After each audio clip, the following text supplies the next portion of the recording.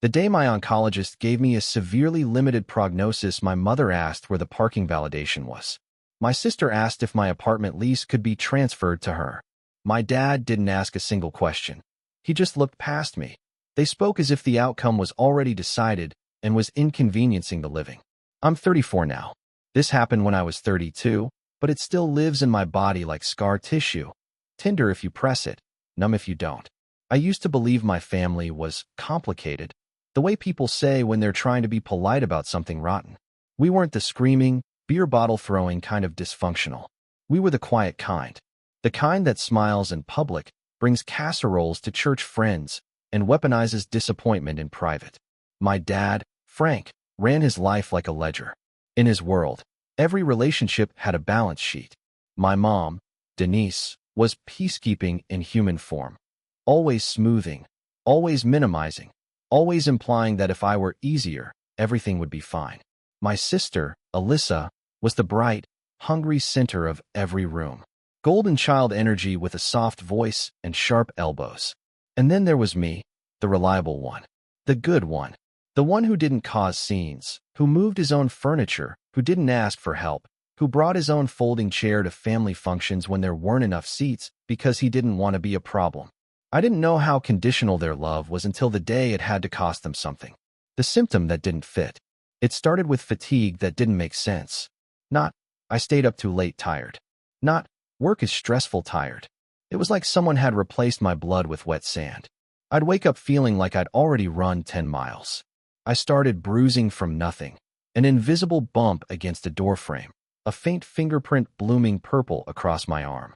When I finally went to my primary care doctor, I was embarrassed. I remember making jokes. I remember saying, maybe I'm just getting old, like 3-2 was ancient. They took blood. Then they took more. Then my doctor called me at work. Voice tightened into that careful, calm medical people use when they're about to alter your entire life. I want you to go to the ER, she said. Today, I remember staring at my laptop screen and thinking about a meeting I had at 3. I remember thinking about a project deadline. I remember thinking, if I walk away now, I'll look flaky. That's who I was. A man who could be told his blood was wrong and still worry about how it looked. The ER moved fast. Too fast. Like everyone already knew the ending and were just trying to get me there efficiently. More blood work. A hematologist. A CT. A nurse who avoided my eyes while placing in 4. The official diagnosis came 2 weeks later. Leukemia. It's a strange thing. Hearing a word you've only ever associated with other people's tragedies applied to your own body. It feels like someone has placed a heavy object on your chest and then told you to breathe normally. I called my family that night. I thought, naively, that this would be the moment where whatever awkward distance we'd always had would dissolve into something real. I called my mom first. Oh my God, she whispered. Are you sure? Did they mix up your results? Then, after a pause that was just long enough to sting, she said, you know your father can't handle stuff like this. I should have heard it then. Not how are you? Not what do you need? But a warning that my diagnosis was going to be hard for him. I called my dad. He answered on the 3rd ring. What's going on? He asked. I told him. He exhaled like I'd told him my car needed new tires. Okay, he said. Well, we'll see what the doctors say. That was it. No, I love you. No, I'm coming. Just we'll see. Like my cancer was a weather forecast. My sister texted, wow, that's intense. Keep me posted. Keep her posted. Like I was announcing quarterly earnings. The day 3 months entered the room. The first round of treatment didn't work the way they hoped. I learned quickly that remission is a word doctors use carefully, the way you handle glass, slowly, with both hands. I had a bone marrow biopsy that was extremely hard to endure. A treatment that pushed my body to its limits. I lost weight I didn't have to lose. My hair didn't fall out all at once like in movies. It thinned, shed, betrayed me in slow motion. After one particularly brutal week, my oncologist asked me to bring someone with me to an appointment. He didn't say why, but I knew. You don't ask for backup when you're delivering good news. My mom insisted on coming. She also insisted on bringing my sister for support. My dad came because, as he later told me, people expect the family to be there. We sat in a small office that smelled like hand sanitizer and paper. My oncologist, Dr. Shah, was calm, direct, and kind in the way only practiced professionals can be. He explained that my cancer was aggressive, that my markers weren't responding the way they wanted, that options were narrowing. Then he said it, clear as a bell, no euphemism. If we don't see a change soon, we could be looking at a severely shortened timeline. It felt like the room tilted. I didn't cry. I didn't speak. My brain froze on the number. 3 months, 90 days, a season, a quarter of a year. The amount of time most people waste arguing about nothing. My mom made a small sound that could have been grief if it hadn't quickly turned into logistics.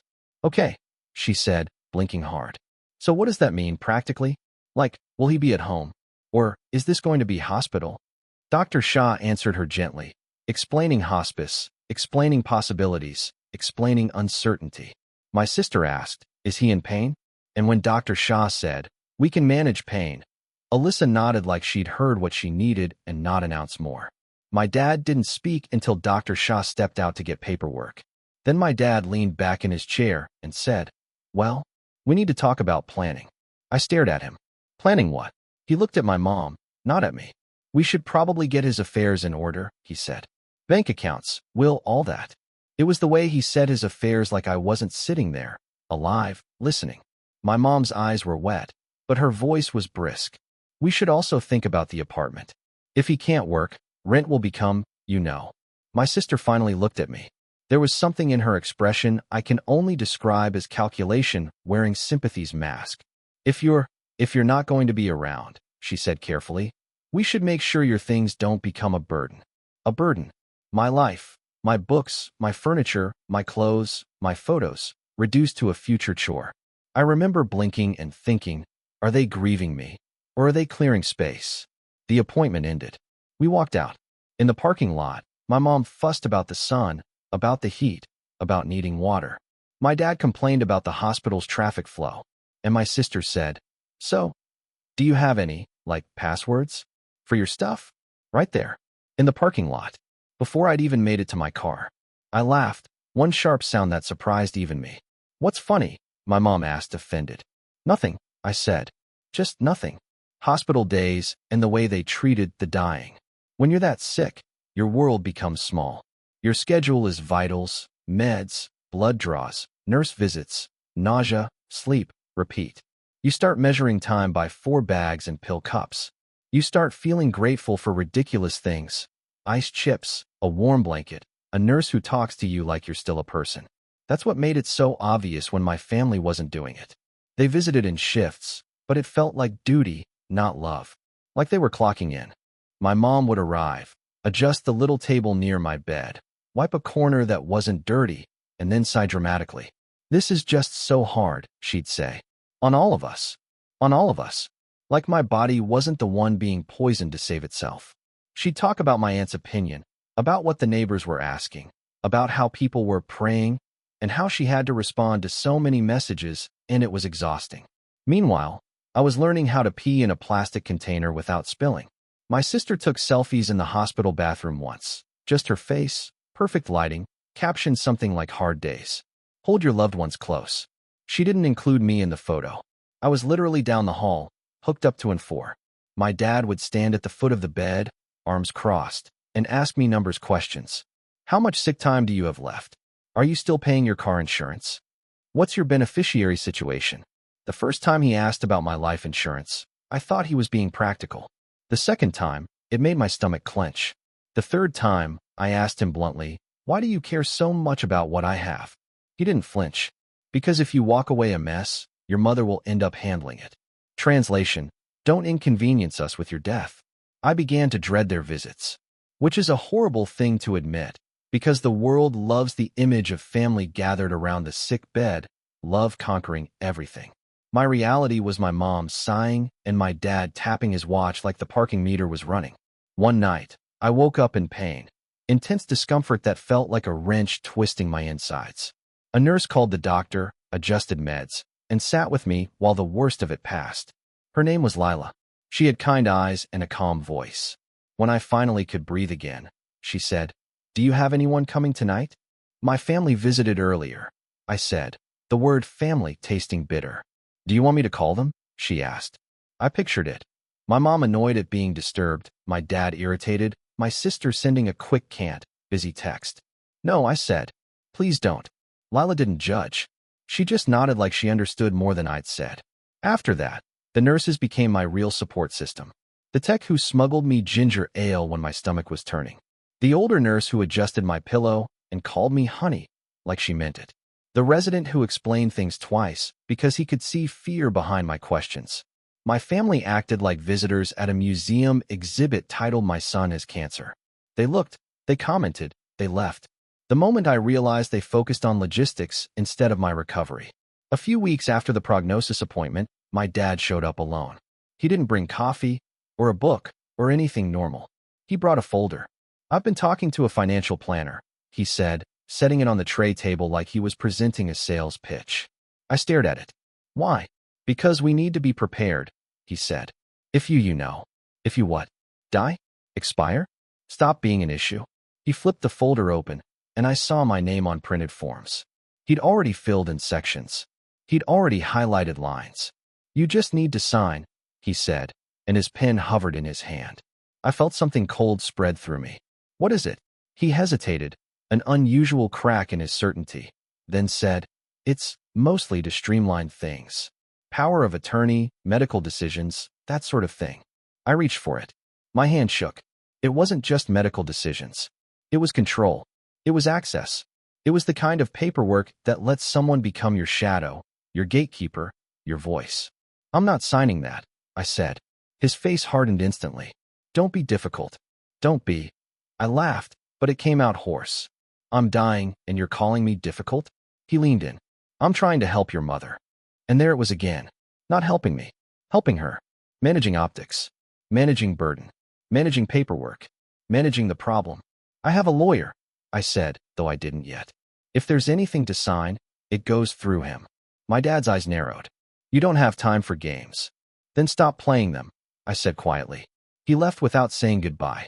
Later that night, I checked my phone. A text from my sister. Dad said you're being stubborn. Please don't do this. We're all stressed. We're all stressed. My cancer had become a family inconvenience. That was the moment something inside me detached, like a hook coming loose. A small piece of my love for them, something I'd carried out of habit, fell away. I didn't hate them yet. Hate takes energy. I was too tired for hate. What I felt was clarity. Recovery feels like waking up in a life you almost didn't have. Here's the part that still feels unreal to say out loud. I didn't die. A new treatment trial opened at the hospital. An aggressive protocol that wasn't guaranteed to work, but it was something. Dr. Shah sat with me and explained risks. He didn't sugarcoat anything. I signed the papers with shaking hands. The next months were brutal. The kind where time breaks into fragments. Nausea, fever, chills, endless needles, mouth sores, insomnia, delirium. I had moments where my mind felt unreliable, just shadows moving wrong in the corners, and I cried because I thought that was my brain saying goodbye. But then something shifted. My lab numbers began to improve. Not dramatically at first, just enough to make the team cautious, then hopeful, then quietly excited. Dr. Shah walked into my room one morning with a smile he couldn't fully hide. This is the direction we want, he said. I remember staring at him and whispering, Are you sure? He nodded, as sure as we can be in medicine. My family's response was not what I imagined it would be. When my mom heard I was improving, she burst into tears on the phone and said, Thank God, which would have sounded beautiful if she hadn't followed it with, I've been so worried. I haven't slept in weeks. Like the story's main character was her. My dad said, Good. So you'll be back to work soon. My sister sent, OMG. So happy. When are you getting discharged? Discharged. Like I was returning a library book. They visited more after the good news. Not because they suddenly cherished me, but because recovery is socially acceptable. Dying makes people uncomfortable. Recovery lets them take credit. My mom started telling people, within earshot of me, how she never left my side. That was a lie so bold I almost admired it. My sister talked about how we were going to celebrate when I got out. She used we the way people use my when they're claiming something. My dad started acting like the folder incident never happened, and I realized something else. They weren't ashamed. Not one of them sat down and said, I'm sorry for how we acted when we thought you were going to die. Because to apologize, you have to admit you were wrong. And they weren't wrong, in their minds. They behaved according to their values. Protect the family machine, reduce inconvenience, maintain image. I was never a son first. I was a variable. The last straw came in a hospital hallway.